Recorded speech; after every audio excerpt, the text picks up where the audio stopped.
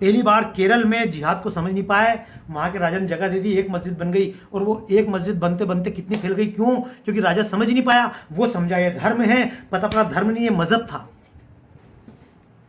क्योंकि मजहब और धर्म में बहुत अंतर होता है।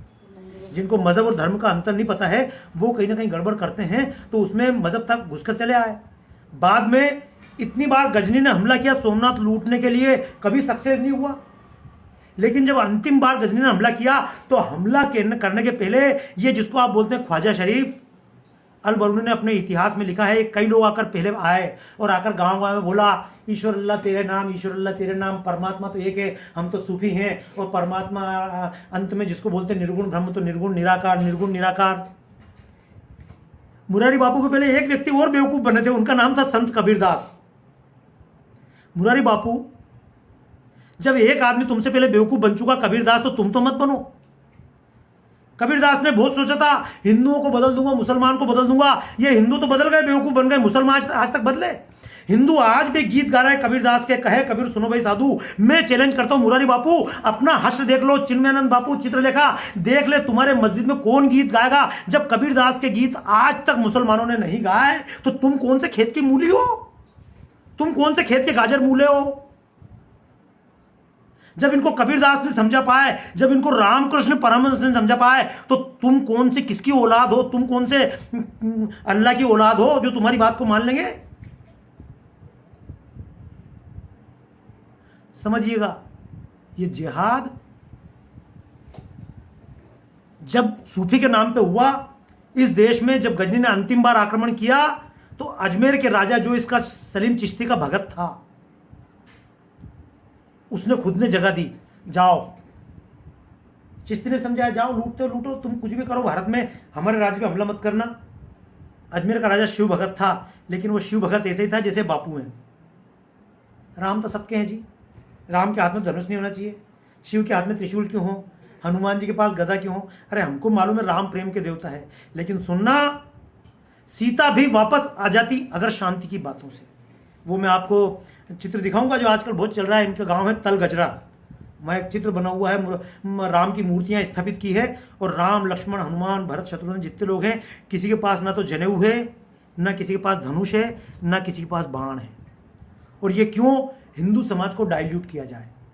जब गजनी सीधे सीधे हमला भारत पे नहीं कर पाया, सोमनाथ को नहीं जीत पाया, तो उसने कहीं ना कहीं इन सूफी संतों को भारत में घुसाया। और ये इतिहास पढ़ लीजिएगा, सीताराम गोयल का, राम स्वरूप जी का लिखा हुआ। पहले सूफी लोग घुसे और भारत में समझाया राजाओं की आपसी लड़ाई तुम क्यों बीच में पड़ते हो। और सोमनाथ के रास्ते में जब अजमेर के राजस्थान के राजा हटे, तब उसने सोमनाथ पे हमला किया और सोमनाथ को जीत के बाद में निकला। तो इस सोमनाथ को लुटवाने में यही सूफी लोग थे जिनके गीत गा रहे हैं। छाप तिलक सब छीने वाले, टोपी नमाज रोजा अजान सब छीना रहे। क्यों? मियाँ को भी समझाओ ना, हम अपनी टोपी छोड़ देते, हम अपना तिलक नहीं लगाएंगे, हम ये दुपट्टा छोड़ देंगे राम नाम का, तुम अपनी टोपी छोड़ दो, तुम रोजा छोड़ दो, हम व्रत छोड़ देते। लेकिन नहीं, तुम हिंदुओं से सब छुड़वा देना, उनसे कुछ नहीं छुड़वा पाओगे। तो ये भी जिहाद था जो सूफी परंपरा के नाम पे आया। कई सारे सूफियों का नाम पढ़ लेना, उन्होंने यही सिखाया, निर्गुण के नाम पे हिंदू अपने प्रतीक छोड़ दो। हिंदुओं ने प्रतीक छोड़ दिए, बर्बाद होना प्रारंभ हुआ। उसके बाद में यही जिहाद आगे बढ़ता बढ़ता कई रूपों में आया, इस्लाम के रूप में आया, क्रिश्चियनों के रूप में आया। क्रिश्चियनों ने पूरे सिख समाज को हमसे काट के अलग कर दिया। उसके बाद में यह जिहाद चला फिल्मों के नाम पे।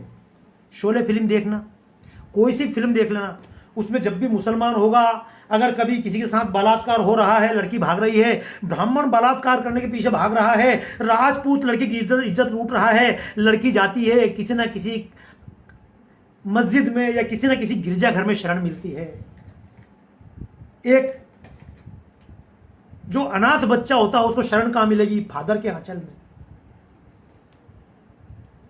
अरे मस्जिद क्या होती है, मंदिर क्या होते हैं, सुन लेना। एक कबूतर मंदिर में गया, उसको दाना मिल गया, और जब वही कबूतर मस्जिद में गया तो मुल्ला को शाम का खाना मिल गया। तो समझिएगा, ये जितने दुनिया में हथियार मिल रहे हैं, कहां से मिल रहे हैं? भारत में तो झगड़े इसलिए होते हैं ना कि यहाँ बाबा जैसे भड़कीले लोग हैं। यहाँ तो झगड़े इसलिए होते हैं कि ये मोदी जी बैठे हुए हैं, यहाँ झगड़े इसलिए कि आरएसएस है, यहाँ झगड़े इसलिए कि तमाम तरह की संस्था है। पर मैं पूछता हूँ, अमेरिका में कौन सा आरएसएस है? फ्रांस में कौन से झगड़े हैं? फ्रांस में कौन सी विश्व हिंदू परिषद बैठी है? ये तमाम वहां पर झगड़े इसलिए हो रहे हैं कि झगड़े की जड़ तो इस्लाम है। सुनना, मैं एक बात बोलता हूं, मुसलमान खराब नहीं, सुनने